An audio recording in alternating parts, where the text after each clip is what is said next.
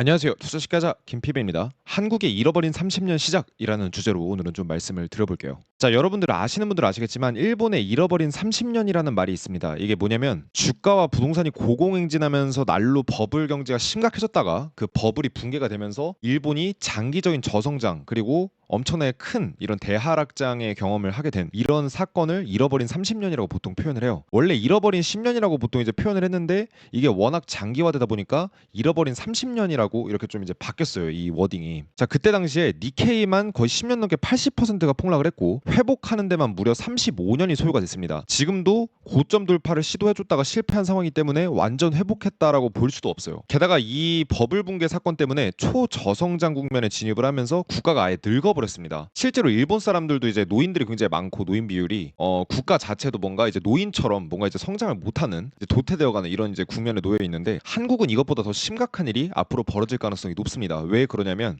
최근에 매일경제 기사를 보게 되면 한국의 민간 부채 일본 버블기 당시에 최고 수준에 근접을 했다라고 얘기를 해요. 일본의 버블 경제가 심각했던 당시에 최고 수준에 지금 근접을 하고 있다는 겁니다. 그러니까 일본이 잃어버린 30년 오기 직전에 경제가 크게 붕괴됐었는데 그때랑 한국이랑 지금 다를 게 없다라는 거예요. 그래서 한국은행에 따르면 부동산발 가계부채가 우려할 수준이 됐다. 그래서 경제 규모 즉 국내 총생산 대비해서 민간 레버리지 비율이 207%인데 버블 경제 시기 당시에 최고치인 200%대에 근접을 했대요. 그러니까 일본의 잃어버린 30년 직전의 버블이나 우리나라나 똑같다는 거예요. 지금 막 강남이건 뭐 어디건 막 부동산 오른다 뭐 더 오를 거다 뭐 이런 얘기들이 많이 들리잖아요. 근데 이게 일본 버블 경제 수준의 버블이라는 겁니다. 그냥 뭐 어디 이제 금융위기 전에 오는 그런 가벼운 버블 이런 게 아니라 국가 경제가 망가지기 일부 직전의 상황일 수도 있다라는 거예요. 이 일본의 버블이 당시 얼마나 심각했었냐면은 도쿄의 부동산 전체를 팔면 뉴욕을 포함한 미국의 전체 부동산을 매입이 가능할 정도로 부동산이 상당히 버블이었고요. 전 세계 시가총액 상위 기업들이 대부분 다 일본 기업이었습니다. 지금은 거의 다 대부분이 미국 기업이죠. 뭐 애플, 아마존 뭐 이런 기업들인데 당시에는 일본 기업들이 미국 기업들 시가총액 상위 순위보다 훨씬 더 많았다라는 거예요. 그런 상황이랑 지금 한국을 비교해 봤을 때 이미 한국 국민들은 풀 레버리지를 땡긴 수준이나 마찬가지다. 민간 부채 비율을 보여주는 거기 때문에 실질적으로 그냥 한국의 개인들은 그냥 이제 일본의 버블 경제 수준 당시 정도로 미친 듯이 부동산을 매입을 했다라고 볼 수가 있겠고 가계 부채 비중이 한국이 45%인데 버블 경제 시기 일본의 32%에 비해서 많이 높은 편이에요. 그러니까 결과적으로 우리나라가 일본처럼 엄청나게 큰 버블은 못 만들었지만 우리나라 안에서의 이 버블 기준으로 보면은 일본 버블 경제보다 훨씬 더 심각할 수도 있습니다. 그리고 그런 버블은 큰 붕괴를 낳기 때문에 이게 상당히 위험하다는 거예요. 그래서 결론은 우리나라 대출 대부분이 다 부동산에 들어가 있고 그 대출도 너무 사람들이 과하게 땡겨서 투자를 했다라는 거예요. 쉽게 얘기하면. 그리고 이게 터지면 일본의 꼴이 나는 상황이고 일본보다 더 심각할 가능성이 높습니다. 왜 그러냐면 당시에 일본은 적어도 우리나라 같은 상황은 아니었거든요. 훨씬 더 우리나라보다 기초 체력이 좋았던 상태였거든요. 그래서 일본이 그러면은 그 버블이 터졌을 때 어떻게 됐냐를 우리가 좀 자세히 알아봐야 되는데 우리나라도 지금 일본보다 버블이 심각하거나 그 잃어버린 30년 전이랑 비슷하다고 말씀드렸잖아요. 그럼 일본이 어떻게 되는지 보면 우리나라도 어떻게 될지가 뻔히 보이게 됩니다. 자, 크게 5가지로 볼 수가 있는데 첫 번째로는 자산 가격이 대폭락했어요.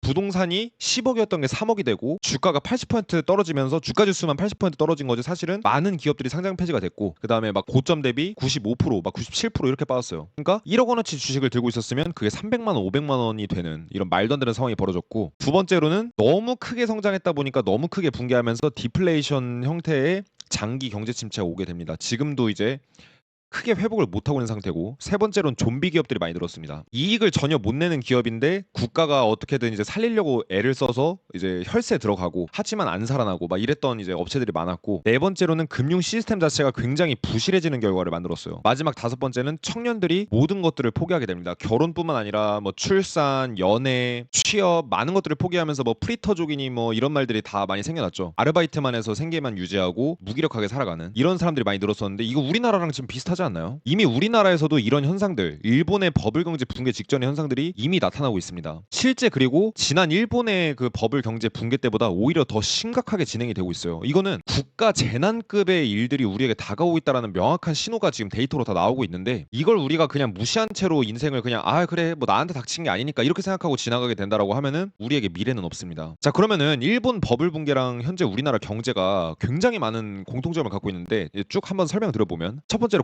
공실이 굉장히 많이 늘었어요. 일본은 그나마 버블 경제가 붕괴되고 나서도 공실이 어느 정도 이제 안 나왔었는데 우리나라는 지금 버블 경제가 뭔가 터지기 전인데도 불구하고 이제 막 터지고 있음에도 불구하고 초입인데 공실이 너무 많아요. 사람들이 돈을 안 쓰니까 상가에 있는 장사하는 사람들이 잘 안 되고 그럼 장사하는 사람이 나가게 되니까 계속 공실이 되는 거죠. 그래서 현재 이제 일본 같은 경우에도 버블 경제가 붕괴되고 나서 오랜 시간 동안 도쿄나 이런 핵심지 완전 초중심지를 제외하면 공실이 상당히 많았고 일본에서 정말 많은 도시들이 유령 도시화 됐었어요. 도쿄에서 엄청나게 멀지 않은 그런 일반 이제 위성 도시 같은 데나 뭐 일반 도시인데 집값을 1엔에 올려놓는 경우가 많아요. 1엔, 100엔. 그러니까 그냥 거의 공짜로 집을 올려놓는 경우가 많은데 왜 그러냐? 갖고 있으면 계속해서 세금이나 수도세 이런 것들을 부담해야 되기 때문에 어차피 들고 있어봐야 손해고 저 부동산 팔 수도 없으니까 부동산을 100엔에 팔아버리는 이런 말도 안 되는 이 매물까지 올라오고 있거든요. 이게 우리나라의 미래가 될 수도 있습니다. 그리고 집값은 3분의 1 토막 났죠. 10억이었던 게 3억이 되고 50억이었던 게 막 10억대로 뚝 떨어지고 뭐 이런 일들이 벌어졌었다라는 거예요. 자, 현재 우리나라 공실 현황을 보게 되면 뉴스핌이라는 언론사에서 참고를 한 건데 강남 같은 경우에도 공실률이 거의 이제 20%대 육박을 하고요. 가로수길 같은 경우는 40%대 육박을 합니다. 여러분들 혹시 이제 나중에 뭐 데이트하실 일 있거나 뭐 놀러 가실 일 있으시면은 가로수길 꼭 한번 가보세요. 거의 유령 도시입니다. 이런 공실률은 사실 금융위기 이래 유례가 없었을 정도로 최대 수준이라고 보시면 되겠고 지방 같은 경우에는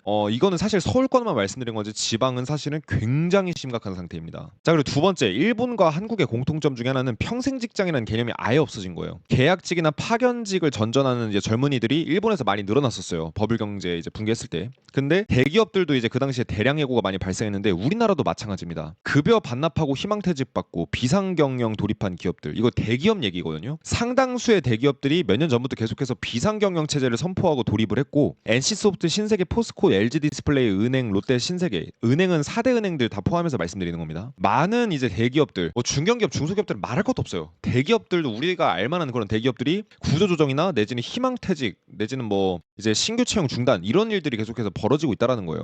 대부분 업종에서 재계획 순위권에 있는 대기업들이 구조조정을 단행하고 있다. 그러니까 일본을 똑같이 따라가고 있다라는 말씀을 드리고 세 번째로는 장기간 급여 동결입니다. 우리나라 지금 이제 임금이 뭐 조금씩 높아지고 있기는 하지만 사실은 중소기업들 같은 경우는 최저임금하고 큰 차이가 없이 유지를 하고 있어요. 그리고 급여가 10% 올랐어도 아무 의미가 없습니다. 왜냐? 물가가 20% 올랐기 때문에. 지난 몇 년 동안 물가가 20%가 넘게 올랐는데 내가 만약에 한 5년 전에 급여를 이제 300을 받고 있었는데 지금 400을 못 받고 있다라고 하면은 물가보다도 더 급여가 안 오른 꼴이라고 보시면 돼요. 물가 이상 올라야지 이제 실질적으로 임금이 오른 거거든요. 그러니까 이런 이제 일본의 현상들이 우리에게도 그대로 벌어지고 있고 그다음에 독신 남녀가 급증. 이거는 이제 초고령화 사회로 진입하게 되는 이런 이제 계기가 되고 뿐만 아니라 국가의 경쟁력인 인구가 급격하게 감소하는 일을 만들게 됩니다. 우리나라는 2050년에서 60년 정도 되면은 인구가 2,500만일 거래요. 그리고 이 2,500만 명의 대부분이 다 노인일 거라고 합니다. 2명 중에 1명은 노인이래요. 그러니까 이제 길거리 딱 나가면은 2명 중에 1명은 노인. 그러니까 대부분 다 노인밖에는 이제 보이지가 않는 거예요. 어린애들은 안 보이고. 막 옛날에 저 같은 경우는 한 학급에 반이 한 13개 정도가 있었고 반 들어가면은 막 이제 30명대 정도의 이제 그 학생이 있었거든요. 뭐 초중고 이렇게 쭉 생각해 보면. 근데 지금은 한 반에 2~3명밖에 없대요. 여러분들 이게 믿겨지시나요? 이게 거짓말이 아니라 진짜입니다. 물론 학생이 많은 데는 좀 덜할 수도 있겠지만 2~3명 있대요. 심지어 성남의 어떤 초등학교 이런 데도 막 이제 인원이 2~3명밖에 없대요. 그러니까 사람들이 이제 경제가 어려우니까 취업도 계속 안 되고 남녀는 서로 갈등하고 결혼, 출산 포기하는 데다가 만성 무기력증까지 생깁니다. 어차피 내가 아무리 열심히 해도 나아지는 게 없으니까. 이런 부분에 있어서는 한국이 버블 경제 붕괴 당시 일본보다 훨씬 심각한 상태입니다. 우리나라 출산율은 전 세계 최저죠. 그리고 기업들이 투자를 회피하기 시작합니다. 현상 유지 내지는 이제 뭔가 안주 이런 것들만 집중하느라 이제 더 이상 열심히 이제 연구 개발을 하고 다른 업체들을 이제 시장 경쟁력을 만들려고 이렇게 하는 이제 활동들을 점점 멈추게 돼요. 투자를 해서 미래를 대비하고 하는 게 아니고 혁신을 하는 게 아니라 보수적인 경영만 고집하는 이런 상태가 될 수가 있습니다. 지금 삼성전자 보세요, 여러분들. 저는 삼성전자가 굉장히 좋은 기업이라고 생각합니다. 왜냐면 정말 대단한 기업이죠. 하지만 과거의 영광에 도취돼가지고 지금 삼성이 어떻습니까? 뚜렷한 발전이 없어요. 10년 동안 계속 똑같아요. 자, 우리 일본 같은 경우에는 기술력을 나중에 한국에 다 따라잡혔잖아요. 뭐 반도체든 뭐든 이렇게 다양한 기술력을 우리한테 뺏겨서 우리가 제조업 강국이 됐었던 기반 중에 하나가 일본 일본의 기술력을 많이 좀 우리가 많이 벤치마킹을 했는데 요즘에는 아예 중국이 우리 역할을 대신해서 우리가 일본한테서 이제 배웠던 노하우를 아예 뺏어가고 있습니다. 근데 우리는 사실 이제 적법하게 배워서 온 거지만 중국은 아예 산업 스파이로 아예 이제 불법 행위를 하면서 빼가고 있어요. 그래서 한국이 완전 중국에게 시장을 잠식당하는 상태입니다. 모든 업종 최소 10가지가 넘는 업종에서 지금 잠식을 당하고 있는 이런 상태라고 볼 수 있기 때문에 당시에 일본보다 훨씬 더 심각한 상태예요. 그래서 이미 한국은 만년 저성장은 이미 시작된 지 오래고 대공황이라고 봐도 될 정도 IMF 이래로 가장 큰 경제 위기가 지금 우리에게 다가오고 있습니다. 그럼 이 부분에 대해서 해결책은 없는 걸까요, 여러분들? 저도 한국의 이제 앞으로의 앞날의 미래가 너무 걱정되고 진짜 이거 뭐 이민 가서 살아야 되나 생각이 들 정도로 많은 분들이 또 그렇게 생각하시잖아요. 나는 열심히 살아가지고 내가 열심히 산 만큼 보답을 받고 싶잖아요, 세상에서. 근데 우리나라처럼 뭔가 이제 지금 이렇게 장기 저성장을 하는 국면에서는 아무리 개인이 별 애를 쓰고 뭘 해도 국가가 뭔가 시스템적으로 우리를 이제 보호해주거나 우리를 밀어주지 않습니다. 그러니까 이민을 많은 사람들이 고려를 하게 되는 거죠. 그럼 이런 상황에 해결책은 없는 걸까? 있습니다. 자, 많은 모범 사례가 있는데 이스라엘, 핀란드, 독일, 스웨덴, 뭐 아일랜드, 칠레 다양한 이제 모범 사례가 찾아보니까 있더라고요. 그래서 국가가 파탄되거나 금융위기로 이제 가거나 뭐 아니면 핵심적인 우리나라로 치면 삼성 같은 이런 노키아가 이제 뭐 붕괴되거나 이런 다양한 사례들 속에서도 결국 극복을 해서 다시 상승 가도를 올라탔던 이런 사례들이 있는데 결국은 핵심 키워드가 뭐냐면 구조 개혁이에요. 현재 있는 시스템을 완전 180도 바꾸지 않으면은 경제가 어차피 도태되는 속도는 가속화됩니다. 그렇기 때문에 지금은 경제 위기가 오고 있고 경제가 지금 박살나고 있는 게 명확하게 데이터로 확인이 되는 시점이라서 사실 지금은 뭔가 더 어떻게 한다기보다는 아예 시스템을 완전 개혁을 해서 바꿔버려야 돼요. 그래서 쇄신을 하지 않으면 결국은 우리나라는 도태될 수밖에 없는 환경입니다. 그냥 고 이건희 회장님의 말씀처럼 그냥 자식하고 마누라 빼고 다 바꾸라는 식보다 더 강력한 이런 정책들이 국가에서 추진이 되어야지만 바뀔 수가 있어요. 그러면은 우리가 이해하기 쉽고 좋은 예시를 사례를 한번 좀 찾아볼까 했는데 가장 좋은 게 이스라엘이더라고요. 이스라엘 같은 경우는 굉장히 창업을 많이 장려를 합니다. 국가 내에서. 이스라엘이랑 우리나라의 공통점은 준전시 상태예요. 지정학적 리스크가 굉장히 높습니다. 이스라엘이 이제 독립을 했다라고 하더라고요. 그래서 이스라엘이 독립하고 나서 주변 국가들에서 상당히 많은 이제 공격과 외압을 받았는데 그런 준전시 상태에 있었었고 지금도 있는데다가 자원도 부족해서 있는 거라고 인적 자원밖에 없어요. 게다가 강대국한테 고립되어 있는 구조도 우리나라랑 비슷합니다. 우리나라도 일본이랑 중국에 완전 이제 둘러싸여 있죠. 교육열도 굉장히 강하고 수출 의존도도 굉장히 높습니다. 많은 부분들이 흡사한데 이스라엘은 지금 어떻게 되고 있냐? 이스라엘은 경제 성장률이 최대 8%까지 찍었었고 못해도 한 4%대 정도의 실질 경제 성장률을 보여주고 있는데 이 정도면은 동남아 수준의 그래도 꽤나 작지 않게 빠르게 성장하는 지금 상태예요. 그러면은 이스라엘이 이렇게 경제가 괜찮게 성장을 하고 우리나라는 못하고 있는 이 결정적인 이유가 뭐냐? 바로 산업의 더 고착화라고 좀 볼 수가 있을 것 같아요. 예를 들면 이스라엘 같은 경우는 고부가가치의 기술을 발전시키는 데 좀 집중을 했어요. 다른 기업들이 반드시 필요로 하는 사이버 보안, 바이오, AI, 반도체 뭐 이런 고부가가치 기술 남들이 아무리 노력해도 쉽게 따라할 수 없는 이런 고부가가치 기술에 집중을 하고 좀 이제 첨단 산업 쪽으로 집중을 해서 중국이나 이런 데들에서 이제 그냥 가격으로 밀어붙여서 이렇게 따라할 수가 없는 이런 분야들로 이제 지금 진출을 해서 자리를 잡았어요. 이스라엘은 특히 사이버 보안 분야에서는 전 세계 탑급이거든요. 근데 한국은 아직도 반도체나 자동차 배터리 기존의 기술력이나 내지는 거기서 조금 응용한 걸 가지고 계속해서 제조업 기반으로만 승부를 보려고 해요. 근데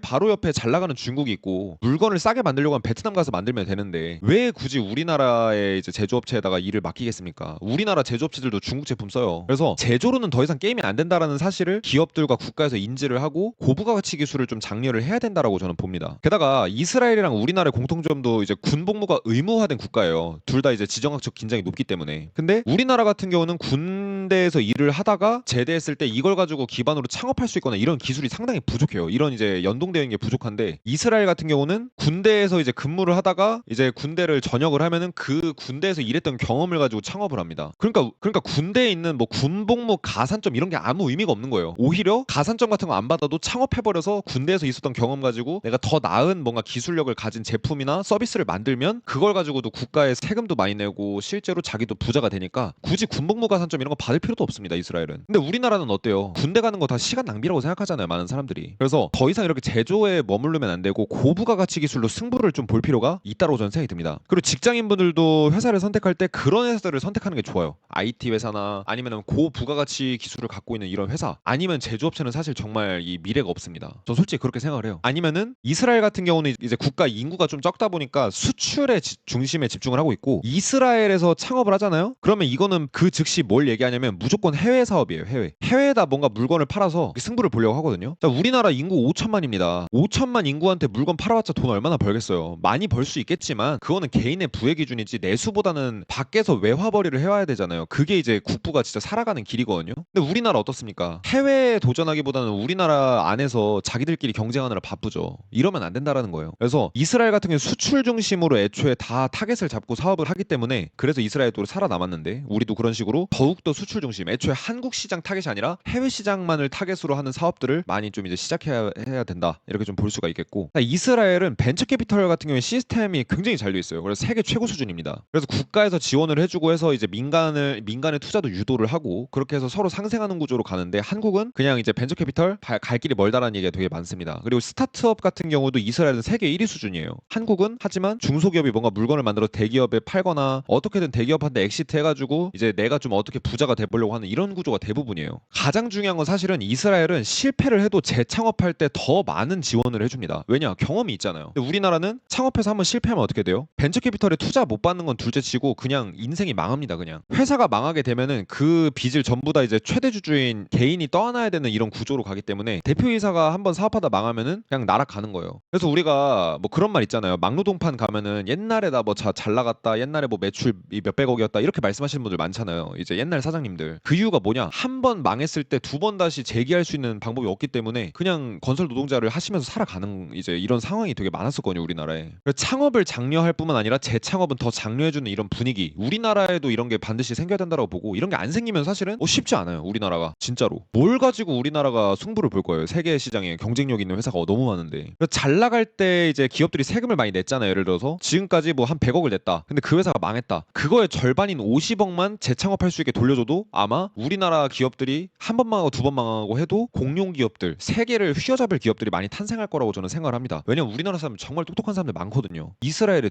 절대 뒤지지 않습니다. 게다가 우리나라 정책 같은 것들은 느리고 규제도 많고 그것들을 이제 실천하는 데 시간도 오래 걸리는 데다가 규제 환경도 사실은 신산업을 규제하는 느낌이 사실 우호적이지는 않는 것 같아요. 장벽이 되게 높습니다. 그러니까 큰 자본금을 갖고 있어야지만 이게 뭔가 되는 거죠. 게다가 우리나라는 지금 더 심각한 게 정치적으로 우리나라가 불신이 너무 심한 것 같아요. 요새 뭐 부정선거니 뭐니 하면서 이제 많은 사람들이 정치에 불신을 갖고 있잖아요. 그리고 뭔가 청년들은 미래가 없다라고 생각하는 이제 분들이 많아지고 있는데, 정치적인 불안감이 정말 뭐 탄핵도 2번이나 있었고 최고조입니다. 정말 현대사에 우리 한국에서 이런 일이 또 있었나 생각해보면은 저는 없었다라고 생각을 해요. 그래서 유연함과 민첩성이 우리나라에 좀 꼭 필요한 이런 이제 과제라고 보고, 그게 없으면은 우리나라는 도태되는 게 그냥 가속화될 수밖에는 없다라고 생각이 듭니다. 그래서 이스라엘뿐만 아니라 뭐 핀란드부터 해가지고 다양한 사례들이 있는데, 아일랜드는 진짜 법인세를 이제 전 세계 최저 수준으로 낮추고 해가지고 전 세계 기업들이 아일랜드로 이제 들어와서 사업을 하고 싶게 만들었어요. 그러니까 뭐 법인세를 낮추든 뭘 하든 뭔가 해야 됩니다. 지금 우리나라에서는. 그래서 제가 아는 형님이 무슨 말씀을 하셨냐면, 우리가 다른 나라 여행을 하면 태국이나 필리핀이나 중국이나 이런 데 여행을 가면은 그 사람들 우리 발 마사지를 해주잖아요. 근데 우리가 미래에 나이지리아나 중국 사람들 발 마사지를 해주는 시대가 올 수도 있다라는 거예요. 그 말이 좀 저는 굉장히 충격적으로 들렸거든요. 근데 실제로 그게 맞습니다. 왜냐면은 우리나라 경제는 계속 도태되어 가는데 다른 나라들은 계속 성장하고 있거든요. 그러니까 골드만삭스의 리포트나 이런 것들을 참고해보면 결국은 우리나라가, 제가 이제 저 같은 경우에 제가 노인이 될 때쯤 되면은 우리나라 이제 한국 사람들이 중국 사람이나 나이지리아 사람들 발 마사지 해주고 있을 거예요, 진짜로. 그래서 우리 밀레니얼 세대들의 경각심, 밀레니얼부터 Z세대까지 경각심을 갖고 정말 국부의 증진과 이제 대한민국을 위해서 전 최선을 다해야 되는 이런 순간이라고 봅니다. 저도 솔직히 지금 대한민국 돌아가는 꼴 보면은 이민하고 싶은데, 그래도 정말 국가의 애정을 가지고 우리가 뛰어들어야 되지 않나. 선조들이 이렇게 열심히 만든 이 대한민국인데, 그렇죠? 그래서 제가 봤을 때는 국가가 해야 될 일이 있고 우리가 해야 될 일이 있다고 저는 생각을 해요. 그러면은 우리는 어떻게 하면 이렇게 이제 망가져가는 한국 경제에서 살아남을 뿐만 아니라 우리 스스로의 경제적 자유를 누릴 수가 있을까요? 제가 봤을 때 가장 좋은 답은 성장하는 국가 그리고 성장하는 기업에 투자를 하면 됩니다. 그럼 거기서 벌어들이는 이익을 우리가 향유할 수 있게 돼요. 예를 들면 이스라엘이 계속 성장을 한다. 이스라엘과 관련된 회사의 주식을 사거나 이스라엘 회사 주식을 사거나 이스라엘 부동산 투자하거나 이런 식으로 우리가 해외 투자를 적극적으로 늘려야 된다는 거예요. 일본은 지금 경제가 굉장히 많이 저성장 침체로 갔지만 일본이 살아남을 수 있었던 건 해외 투자를 굉장히 많이 늘렸기 때문입니다. 전 세계 1, 2위 수준이에요. 그게 바로 곧 우리의 국부가 되고 여러분들의 부가 될 거라고 봅니다. 그래서 성장하는 국가, 성장하는 기업에 투자를 하시는 게 여러분들이 이런 이제 대한민국 상황 속에서도 살아남고 경제적 자유를 이루실 수 있는 거의 유일한 방법이라고 봐요. 저희 채널 구독해주시면 저랑 함께 세계적으로 이렇게 투자 여행을 떠나보면서 세계적으로 성장하는 국가, 기업 어떤 게 있는지, 그 다음에 앞으로 우리가 어떻게 하면 좋을지, 현재 경제는 어떻게 돌아가는지 이런 것들 같이 면밀히 살펴보면서 경제적 자유를 향해서 달려갈 수 있는 이런 계기를 만들어 보면 좋겠습니다. 자, 여기까지 잘 이해되신 분들은 저희 경제왕 김PB 채널 구독 한 번씩 눌러주시고요. 저희 채널 들어오셔서 이렇게 파란색 링크가 있는데 이걸 클릭해보시면 수강료를 100% 다 전액 환급해드리는, 실제로 내시는 돈이 한 푼도 없는 바르미츠바 입문과정이라는 강의가 있습니다. 이 강의에서 여러분들이 요즘에 경제도 어려운데 돈 내고 강의 듣기가 좀 부담스러우실 수 있잖아요. 근데 이 강의가 굉장히 퀄리티가 높게 구성이 되어 있어요. 어떤 강의냐면 경제 위기가 닥쳤을 때 어떻게 대처를 해야 되는지, 투자를 해서 큰 돈을 벌어들인, 경제 위기 때 투자해서 큰 돈 벌어들인 이런 이제 전설적인 투자가의 노하우가 있습니다. 뿐만 아니라 경제 위기를 예상하고 실제로 대비를 할 수 있는 이런 데이터 분석 방법, 그 다음에 차트를 통해서 실제로 큰 부를 거머쥔 월가 전설들의 매매 노하우, 마지막으로 성공 투자할 때 꼭 필요한 마인드셋, 이런 것들 알려드리고 있거든요. 그래서 요거 궁금하신 분들은 저희 채널에서 링크 타고 들어오셔서 내용 확인해 주시거나, 아니면은 저희 1577-0471 1577-0471로 입문 이렇게 문자를 남겨주시면 관련된 내용 안내드릴 수 있으니까 이 부분도 한번 참고해 보시면 좋겠습니다.